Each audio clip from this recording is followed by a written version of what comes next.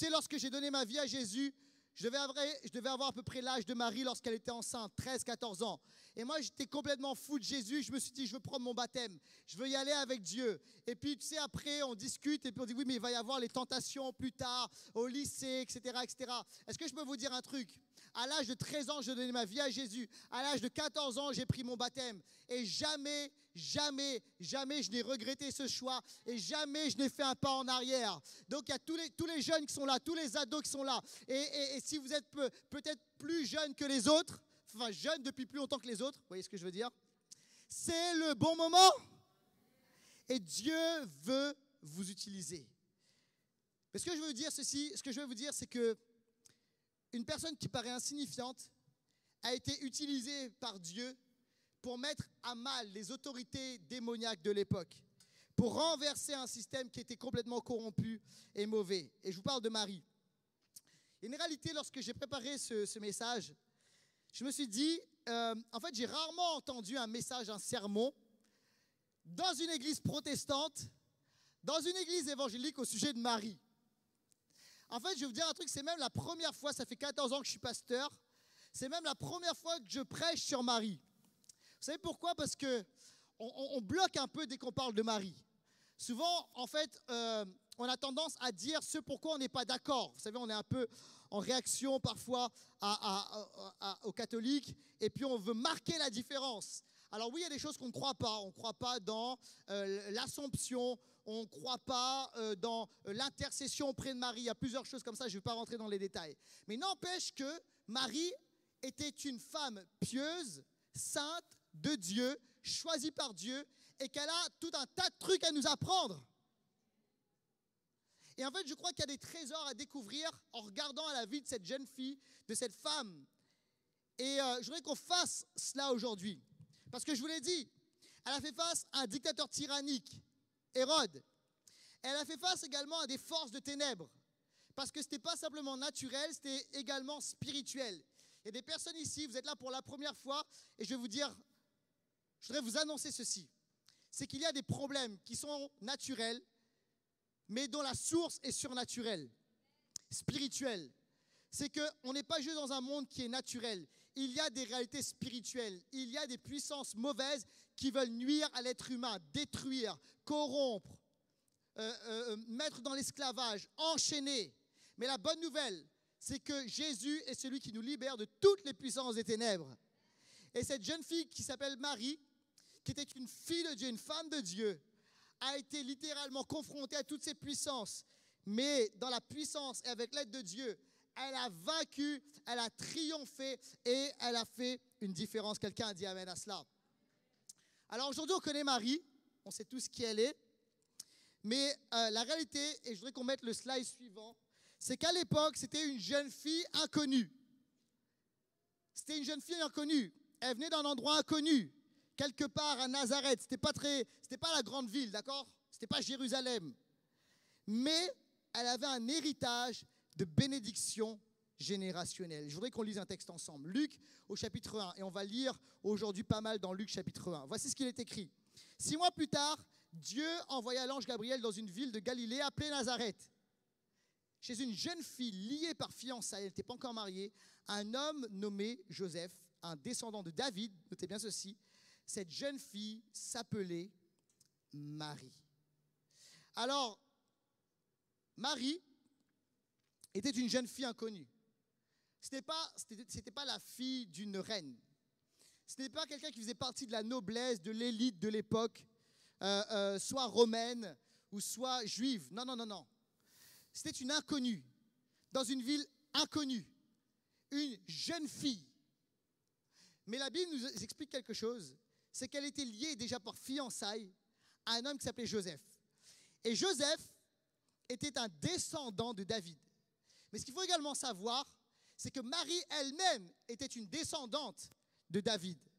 Et ça, c'est extrêmement important, les amis. Pourquoi?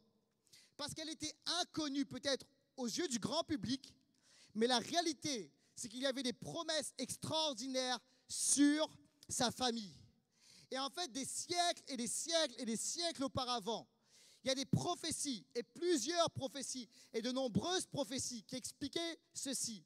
c'est que le Messie, le sauveur du monde, le roi des rois, celui qui allait libérer Israël et le monde entier, allait être un descendant de David, un fils de David. Et en fait, il y avait cette promesse qui était sur la famille de Marie et sur la famille de Joseph.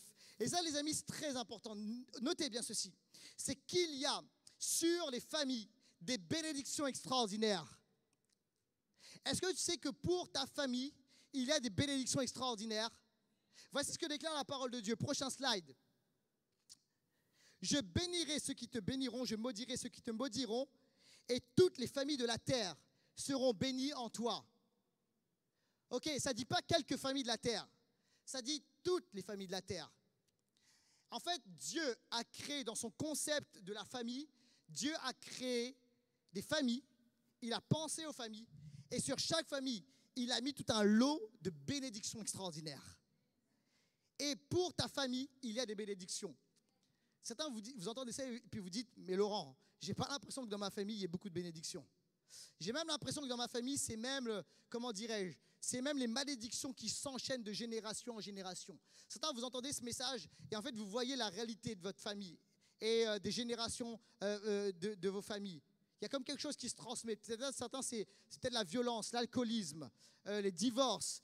Pour certains, c'est les suicides, la mort. Et en fait, c'est ça que vous voyez et tu dis non Laurent, c'est pas possible qu'il y ait des bénédictions familiales. La réalité, c'est qu'il y a des bénédictions familiales. Mais il y a autre chose, c'est qu'il y a un ennemi qui veut maudire, qui veut détruire. Si Dieu a conçu les familles avec un lot et avec une série de bénédictions, il y a un ennemi qui a d'autres projets et son projet, c'est de maudire. Et la bonne nouvelle de Noël, c'est quoi? C'est que Dieu veut restaurer les familles. Comme il l'a fait pour la famille de Marie et la famille de Joseph. Il veut remplacer la malédiction en bénédiction. Et comment la bénédiction, comment la promesse est venue dans la vie de Marie? En fait, il y a un ange qui est venu, l'ange Gabriel est venu. Mais ce qu'il faut savoir, c'est que Marie était positionnée parfaitement pour recevoir la bénédiction de Dieu.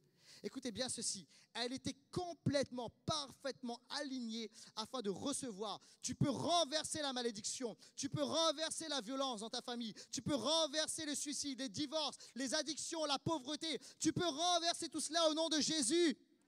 Marie l'a fait. Comment? Parce qu'elle était positionnée de la bonne façon. La Bible nous dit ceci, c'était une fille pieuse, qui craignait Dieu, qui aimait Dieu. Il y a des personnes ici, vous devez vous réconcilier avec les bénédictions générationnelles que Dieu a pour vous. Écoutez bien, il y a des bénédictions pour votre famille. C'est encore stocké au ciel. C'est encore là dans le ciel. Et en fait, tu vois que les malédictions, mais les bénédictions ne sont pas annulées. Et c'est le temps de dire, Seigneur, je veux m'aligner avec tes projets. Je veux te mettre en premier dans ma vie. Je veux te craindre. Ça veut dire te révérer, te mettre en premier dans mon existence. Et alors que tu le fais, tu vas commencer à prier et à dire, Seigneur, envoie, donne, libère les bénédictions qu'il y a pour ma famille. Et je veux les prendre. Alléluia. Je suis tellement heureux que mes parents se soient positionnés pour prendre la bénédiction dans notre famille.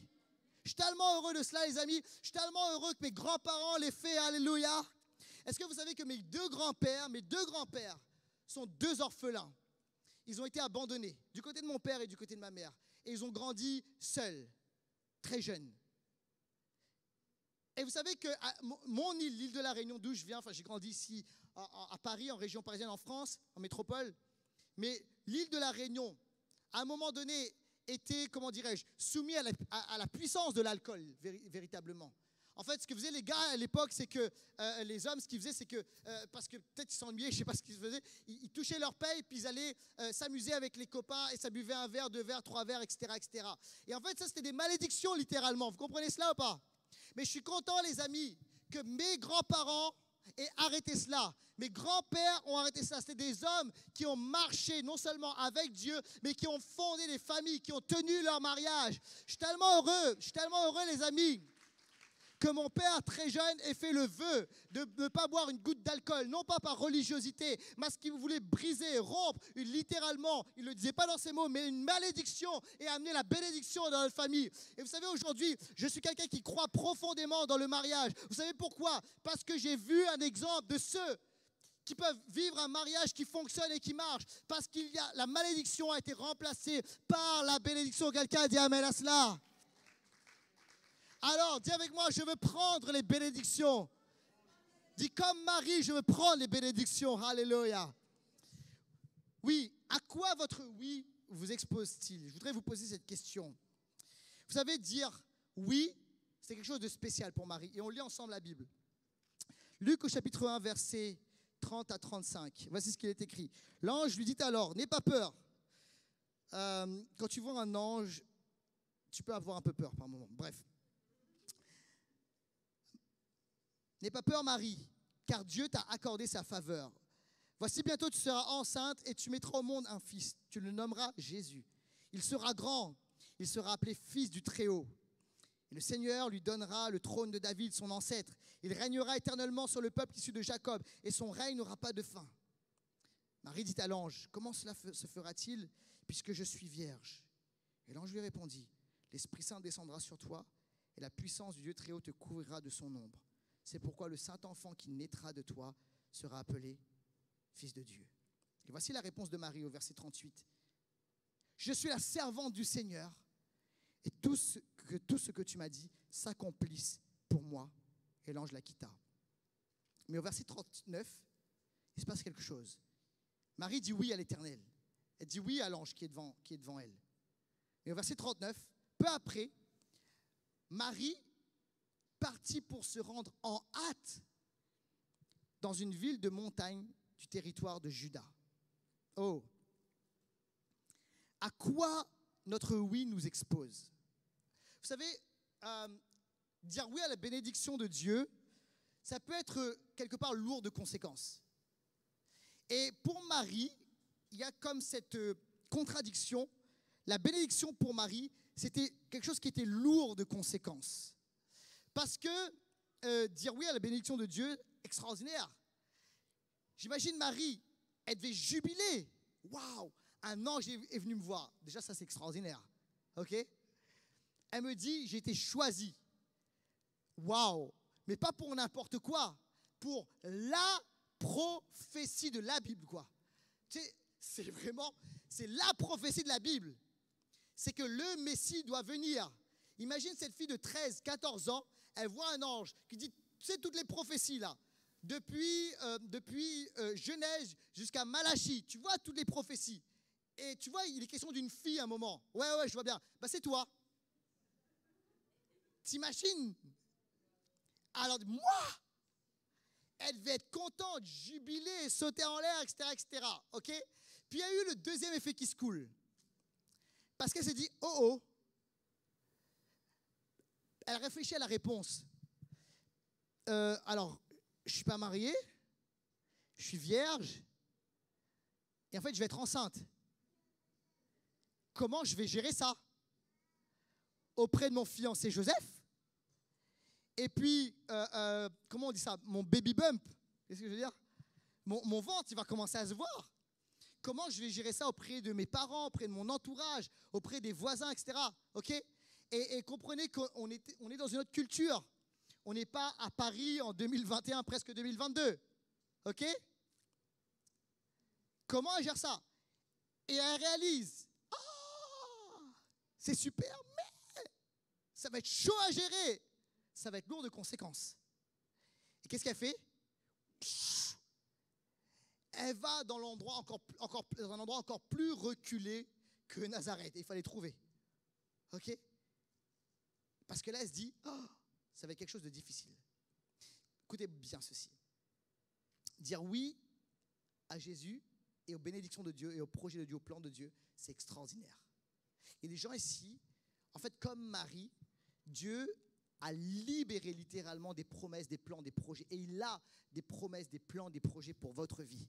Et c'est comme s'il a littéralement, Dieu a semé en vous, d'accord, des projets, des plans de Dieu. C'est comme si vous êtes même déjà enceinte du projet, des plans de Dieu. Et ça, c'est extraordinaire, c'est alléluia. Mais la réalité, les amis, c'est que parfois, pour les bénédictions, le plan et les projets de Dieu, il y a un prix à payer.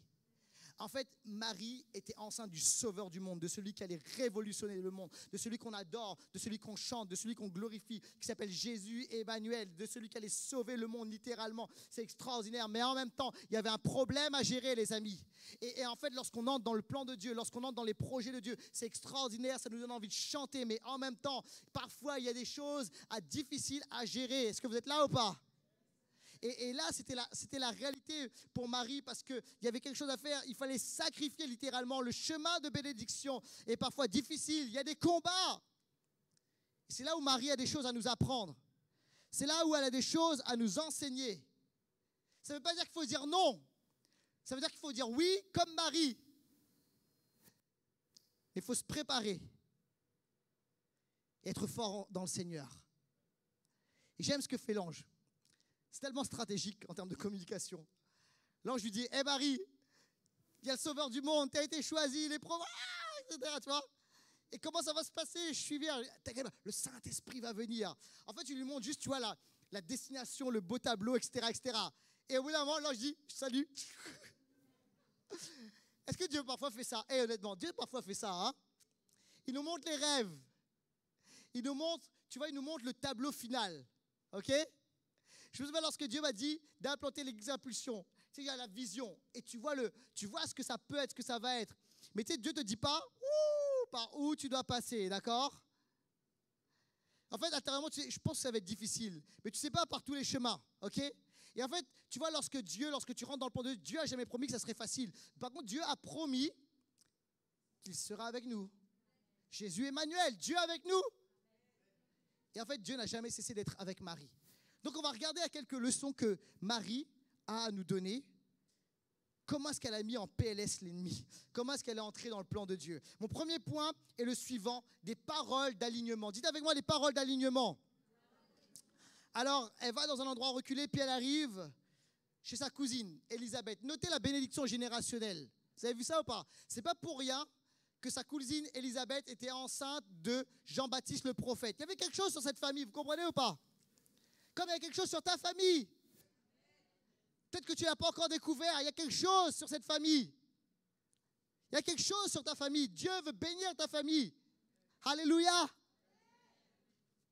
Alors, peut-être que tu es la première personne là qui va transformer la malédiction en bénédiction. Mais écoute-moi, à partir de toi, je te le déclare, je te le prophétise, ta famille sera bénie. Prends la décision d'amener la bénédiction dans ta famille. Quelqu'un a dit amen à cela. Alors, elle arrive chez Élisabeth, chez sa cousine, et voici ce qu'on lit au verset 40. Elle entra chez Zacharie et salua Élisabeth. Au moment où celle-ci entendit la salutation de Marie, elle sentit son enfant remuer en elle. Elle fut remplie du Saint-Esprit et s'écria d'une voix forte, « Tu es bénie plus que toutes les femmes, et l'enfant que tu portes est béni. Comment ai-je mérité l'honneur que la mère de mon Seigneur vienne me voir? Car vois-tu, au moment même où je t'ai entendu me saluer, mon enfant a bondi de joie au-dedans de moi. Tu es heureuse, toi qui as cru à l'accomplissement de ce que le Seigneur t'a annoncé. » Moi, j'aime ça. J'aime vraiment cette parole, les amis. Vous savez pourquoi? Parce que c'est une parole qui réaligne Marie. Marie, elle arrive là, écoute-moi, elle est paniquée. Elle se demande comment elle va gérer tout cela. Et elle arrive, elle dit bonjour à Zacharie. Elle tape une bise, il n'y avait pas le Covid à l'époque, à sa cousine.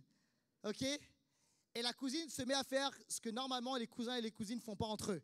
OK? Vous savez, je ne sais pas comment c'est. Vous savez, nous, les cousins et les cousines chez les Rupis, c'est un peu comme les frères et sœurs. On aime se charrier, etc. Tu vois? Jamais j'ai dit ça à un cousin. Tu es heureux plus que tous les hommes, etc. etc. Jamais. OK?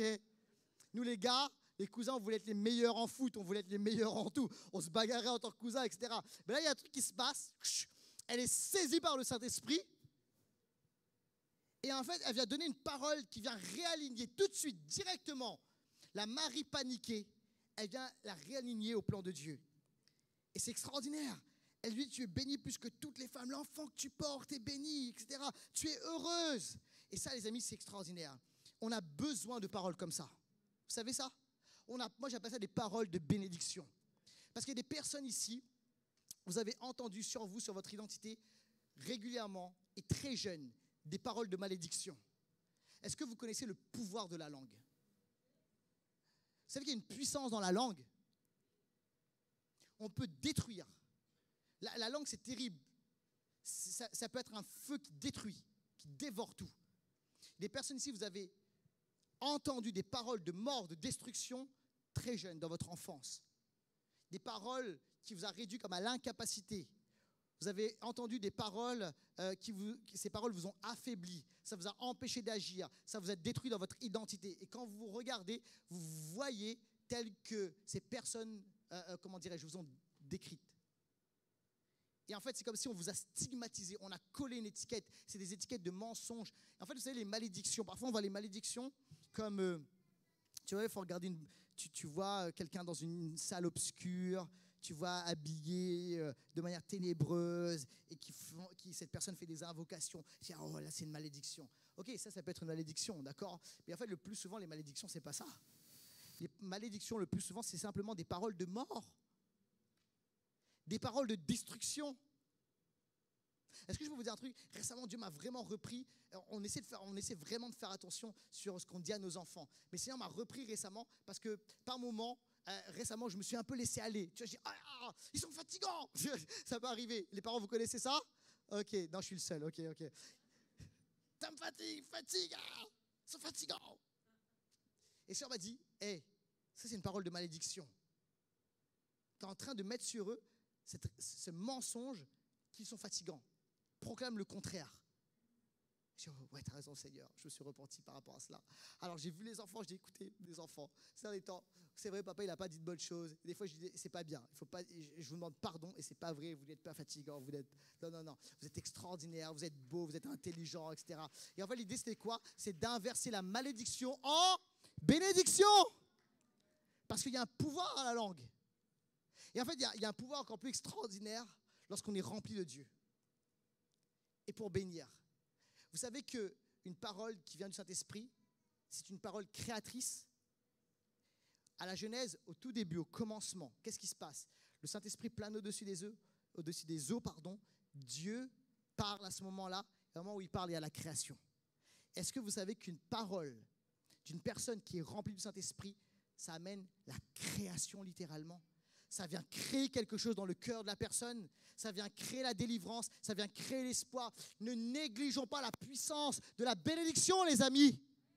Ça, c'est quelque chose, c'est une notion qu'on a un peu oubliée dans notre culture. Mais est-ce que vous comprenez que dans les cultures antiques, et notamment sémites, la bénédiction, c'était quelque chose qui était très important?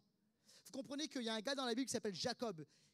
Il a compris le pouvoir de la bénédiction. Il a tout fait, il a triché. Pourquoi? Pour avoir la bénédiction. Parce qu'il avait compris que la bénédiction, ça avait du poids. Les paroles de bénédiction, ça avait du poids.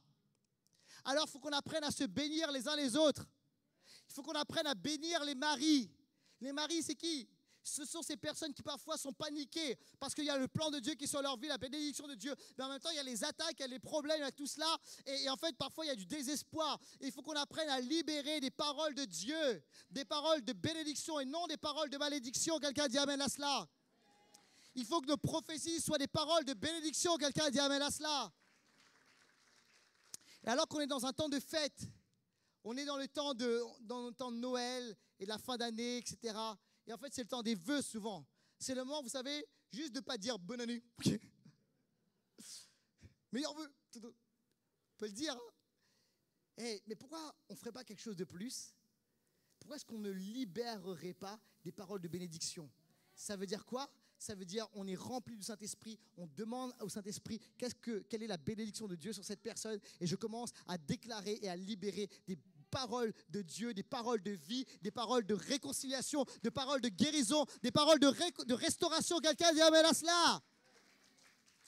Et ça, c'est la vie qui littéralement pénètre les cœurs. Et ça, c'est le message de Noël, les amis. C'est le message de Noël. Et alors, regardez ce qui va se passer. C'est que ça va saisir littéralement Marie, et Marie va shifter littéralement. Et on lit la suite. Elle va passer, il va y avoir comme un combat, elle va passer de l'opinion versus bénédiction. Tu vas mettre opinion versus bénédiction. Et voici ce qu'on lit ensemble au verset 46. Alors Marie dit, elle entend cette parole de bénédiction, elle est saisie elle-même. Il y a un transfert de vie à ce moment-là. Il y a un transfert de bénédiction. Vous voyez ce que produit une parole de bénédiction? Marie dit, mon âme chante la grandeur du Seigneur. Alors là, elle entre dans la louange extraordinaire. Et mon esprit se réjouit à cause de Dieu, mon Sauveur, car il a bien voulu abaissé son regard sur son humble servante. C'est pourquoi désormais, à travers tous les temps, on m'appellera bienheureuse, car le Seigneur, Dieu Tout-Puissant, a fait pour moi de grandes choses, lui qui est saint. Alléluia. J'aime ça. Alors là, il y a quelque chose qui change. Elle passe de l'opinion à la bénédiction. C'est quoi l'opinion? C'est l'opinion des autres. Elle arrête de vivre sous le regard des autres, l'opinion des autres. Qu'est-ce qu'on va dire de moi? Qu'est-ce que mon mari va dire de moi? Qu'est-ce que mes voisins vont dire de moi? Ok, vous savez, lorsqu'on choisit la bénédiction de Dieu, lorsqu'on veut conquérir, entrer dans le plan de Dieu, il va falloir, comment dirais-je, faire face à l'opinion des autres. Parce qu'on ne fera pas comme les autres. Parce que parfois, Dieu va nous faire passer par des chemins étranges. Et en fait, il va falloir confronter cela. La dernière fois que j'ai confronté l'opinion des gens, c'est lorsque j'ai arrêté mon travail. Moi, j'étais fonctionnaire, j'étais juriste du travail, c'était plutôt un bon poste, d'accord? Et donc, comme tout le monde le sait, fonctionnaire, j'avais la sécurité de l'emploi, ok? Je travaillais, hein? Je vous connais, les farceurs ici. Mais c'était un poste qui était plutôt tranquille et tout. Et c'était le moment pour moi de passer à temps plein dans le ministère, d'être pasteur à temps plein. Et alors, j'ai demandé une rupture conventionnelle. Donc le fait d'arrêter mon poste, de partir. Et c'était vrai. Et certains disent, peut-être c'était pour les indemnités, l'argent. Non, en fait, dans la fonction publique, tu as la sécurité de l'emploi. Bon, bref, tu as la sécurité de l'emploi. Bref. Et donc je me dis, j'arrête pour rentrer à temps plein dans le ministère. Pour Dieu, le ministère pastoral. Mais mes collègues n'ont pas compris. Ils m'ont dit, Laurent, pourquoi tu ne prends pas ce qu'on appelle une disponibilité? C'est-à-dire qu'en fait, tu te mets en pause, en off, tu renouvelles tous les ans, tu as jusqu'à 10 ans pour le faire. Et puis si de l'autre côté, ça ne marche pas trop, ou bien tu as envie de revenir, et tu as la sécurité. Et tu peux revenir. On ne comprend pas pourquoi tu fais ça. Je vous assure, le jour où j'ai été signé ma rupture conventionnelle, j'avais mon N+2 et ma N+3. Ok? On était dans le bureau. Et mon N+2 me dit, mais on ne comprend pas pourquoi tu fais ça, Laurent. Parce que bon, tu vois, les indemnités dans la fonction publique, c'est pas énorme. Mais pourquoi tu ne te mets pas en off, ok? Tu te mets en disponibilité, et puis après, tu peux revenir quand tu veux. Tu sais, il y a plein de gens qui reviennent après, hein? Ça marche pas si bien que ça. Puis en plus, c'est la crise en ce moment. Tu as eu le Covid, rien n'est sûr. En plus, en ce moment. Et je dis non. Pourquoi, les amis? Parce que je savais que c'était là qu'était la bénédiction. Dieu m'a dit, il faut que tu arrêtes ton travail, tu coupes, tu stoppes, tu fermes et tu passes à autre chose. C'est ça. Et des fois, il faut faire face à l'opinion des autres. Quand je vous ai parlé, je me suis converti à 13-14 ans. Mais quand j'étais au lycée, mon meilleur pote de lycée, c'était Kevin. Et Kevin, c'est le gars qui a organisé les meilleures fêtes du lycée. Tout le monde le kiffait, Kevin, tu comprends? Il faisait des grosses fêtes. C'était un gars super sympa. C'était mon meilleur ami, d'accord? Et en fait, il m'invitait tout le temps, mais il me disait, je sais que tu viendras pas, Laurent. Ok? Et mes potes ne comprenaient pas. Ils me disaient, mais pourquoi tu viens pas? Je dis, ah non, mais vous savez, c'est pas mon délire, c'est pas mon truc, etc. Mais en fait, tu sais pourquoi je venais pas? Parce que je savais ce qui se passait. Et alors, je préférais l'opinion pas très bonne, d'accord, de mes potes, qui disaient, Laurent, d'accord, lui, je sais pas, c'est un curé, d'accord? C'est Jésus et tout ça, tu vois. Je préférais cela, les amis, et rester dans la bénédiction de Dieu.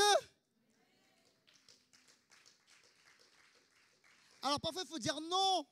Je préfère dire non et fermer les oreilles à l'opinion des gens et rester dans la bénédiction de Dieu. Et à ce moment-là, c'est ce qu'a fait Marie. Parce qu'elle se met à déclarer un chant. Tu es bienheureuse. À travers les âges, on te dira bienheureuse, etc., etc. Et là, qu'est-ce qui se passe? Elle se dit en fait, ok, je me fiche, comment dirais-je, de l'opinion des uns et des autres. Et ce que je vais, c'est que je vais rester dans la bénédiction de Dieu. Je vais être celle qui va porter le Messie, qui va porter le Sauveur. Je vais être la servante de Dieu et je veux rester dans la bénédiction du Seigneur. Quelqu'un a dit amen à cela. Et elle se met elle-même à déclarer, à prophétiser cela. Et là, c'est très fort. Vous savez, il y a quelque chose de puissant sur l'autodéclaration quand ça vient de Dieu. Ce n'est pas l'auto-persuasion, c'est l'autodéclaration, d'accord? Ce n'est pas se dire tout ira bien, tout ira bien, tout ira bien, tout ira bien, tout ira bien. Non, non, ça va aller, ça va aller, ça va aller. Non, non, ce n'est pas ça, les amis. C'est commencer à déclarer les paroles de Dieu sur vous-même, sur nous-mêmes. Est-ce que vous savez que moi, j'ai des déclarations prophétiques que je me déclare? C'est vrai. Et les choses, là, je proclame sur ma propre vie. Je dis au nom de Jésus, je serai, je ferai, j'accomplirai. Au nom de Jésus, voici qui je suis. Vous comprenez cela? Et je déclare cela sur ma vie. Est-ce que tu as des autodéclarations prophétiques sur toi? Il faut que tu le fasses, il faut que tu le déclares. Parce que l'ennemi va venir et il va parler ses opinions. Mais toi, tu dois déclarer la bénédiction sur ta propre vie. Quelqu'un dit amen à cela. Yes. Ça, c'est des paroles qui réalignent Marie. Et je vais finir avec ceci. Une vision d'alignement, et j'appelle l'équipe de louange à bien vouloir revenir. Une vision d'alignement. Alors, il y a les paroles d'alignement. Est-ce qu'elle entend? C'est les paroles qu'elle va entendre, mais également les visions d'alignement, une vision d'alignement. Et on va aller dans Apocalypse. Je dis Apocalypse. Et à l'intérieur de vous, certains se sont dit, Apocalypse, Noël, Apocalypse, ça ne va pas, Laurent. En fait, Apocalypse, vous savez, des fois, on a fait de la science-fiction sur Apocalypse. Bon, c'est vrai que c'est spécial quand même comme livre. Hein. Il y a des choses un peu particulières. Mais Apocalypse, vous savez ce que ça veut dire? C'est simple, hein. Ça veut dire révélation. OK? Et en fait, le livre de l'Apocalypse, c'est simple, c'est un livre qui nous parle de quoi? Révélation, qui nous ouvre les choses.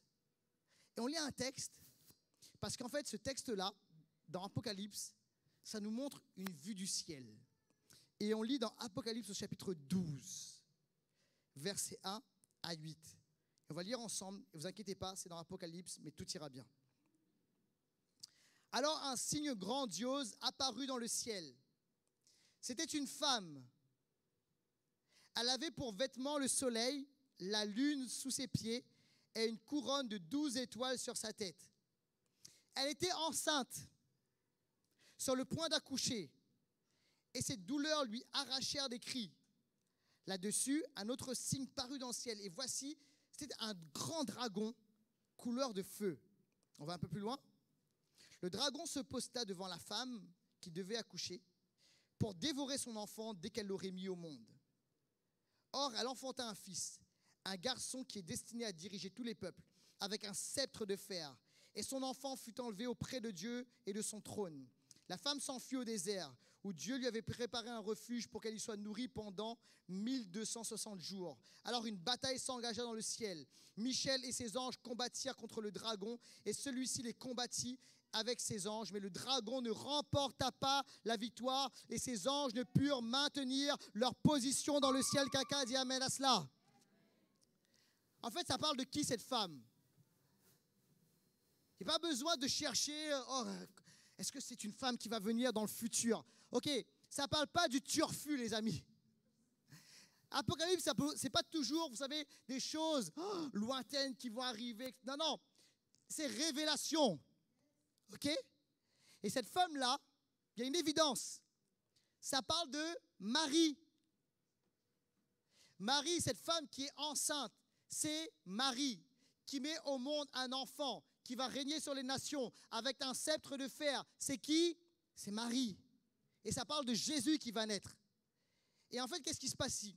C'est que Apocalypse nous donne une révélation de ce qui se passe de la vue du ciel. Alors sur la terre, qu'est-ce qu'on voit? On voit une jeune fille, fragile, frêle, etc., etc. D'accord? C'est ce qu'on voit. Et en fait, dans le ciel, la réalité, c'est quoi? C'est qu'il est question d'une femme. Et on ne la voit pas n'importe comment, cette femme. Il y a des étoiles, la lune sous ses pieds, etc.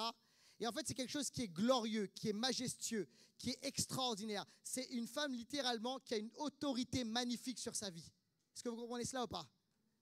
Il y a une vision sur la terre, c'est une jeune fille, fragile. Et la vision du ciel, c'est que c'est une femme forte avec une autorité. Et en fait, les amis, ce qu'il faut là, c'est comprendre et voir qui nous sommes, comment nous sommes vus dans le ciel.